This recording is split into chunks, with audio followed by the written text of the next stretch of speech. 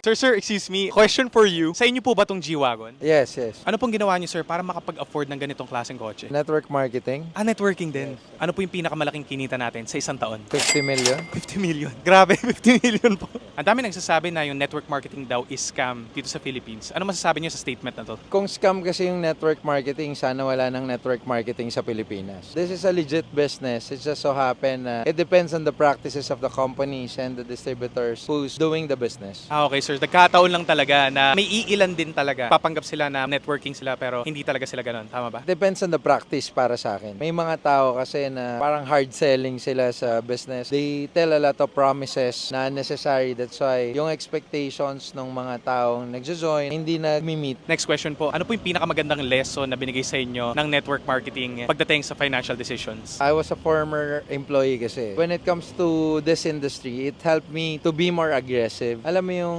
mindset ko sa pagtaya, sa pagpapaikot ng pera, totally different nung nasa employment ako. Dito ko na-practice yon. Mindset ko as an entrepreneur, paano ko papaikutin yung pera ng tama. Ang ganda, sir. At the end of the day, risk-taking at saka good financial decisions din yung kailangan natin. Lalo na pag may mga ganito kayong klaseng pera na hawak, ano? Last question na lang po. Any quote na tumatak sa inyo na nagpabago ng buhay nyo at isinapuso nyo, ano po to? Every time you encounter big challenges in your life, doon binibigay yung pinakamalalaking blessing sa buhay natin. Kaya kailangan lang, lagpasan mo ng lagpasan lahat ng mga challenges na binibigay para mas lumakas ka. Ang ganda, sir, kasi hindi naman natin alam kung kailan talaga dadating. It's just that tinetest lang tayo kung hanggang saan talaga pagdating sa mga challenges. Thank you so much, sir, for your time. Sobrang ganda ng kotse nyo. Pleasure to meet you po.